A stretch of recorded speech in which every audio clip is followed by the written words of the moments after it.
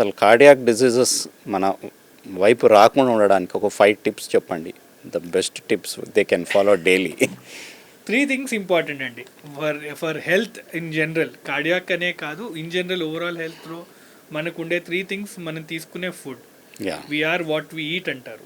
సాధారణంగా ఫుడ్ మీద again too much of information చాలా అవుతుంది. But again trying to keep simple. మనకు కావాల్సిన మైక్రోన్యూట్రియంట్స్ సమపాలనలో మనం తీసుకుంటే it is important. Too much of adulterated foods కావచ్చు, టూ మచ్ ఆఫ్ ప్రాసెస్ ఫుడ్స్ని మనం తగ్గించి హోల్ ఫుడ్స్ని మనం న్యాచురల్ ఫుడ్స్ తీసుకుంటే హెల్త్ ఉంటుంది.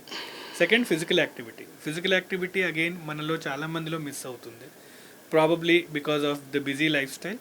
బట్ ఫిజికల్ యాక్టివిటీ ఎలాగోలాగా మనకి తోచినంత టైము, మనకి తోచిన విధంగా.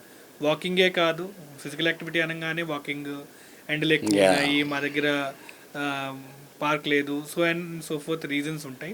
ఫిజికల్ యాక్టివిటీ అంటే సింపుల్ యోగా కావచ్చు, ఇంట్లో స్ట్రెచ్ కావచ్చు, dancing, whatever any form of physical activity మన బాడీలో మన రొటీన్లో ఇంక్లూడ్ చేసుకోవాల్సిన అవసరం ఉంది. మూడోది రెస్ట్ కూడా అగైన్ మనం ప్రాపర్ అటెన్షన్ ఇవ్వట్లేదు రెస్ట్కి.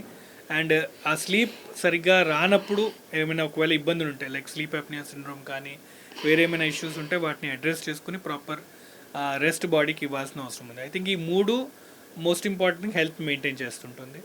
ఫోర్త్ పాయింట్ కింద చెప్పాలంటే రిస్క్ ఫ్యాక్టర్స్ని ఐడెంటిఫై చేయడం అండ్ వాటిని యాక్సెప్ట్ చేయడం.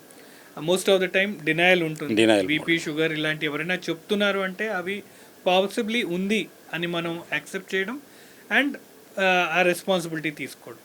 ఫైనల్లీ ఫిఫ్త్ పాయింట్గా, ఒకవేళ ప్రాబ్లం ఆల్రెడీ ఉంటే దాన్ని అగైన్ డాక్టర్ని సంప్రదించి ఆ ప్రాబ్లం ఏంటో డిస్కస్ చేసి దాన్ని ముందుగానే మనము అడ్రస్ చేస్తే పెద్దగా కాంప్లికేట్ అవ్వకుండా ఉంటుంది. అండ్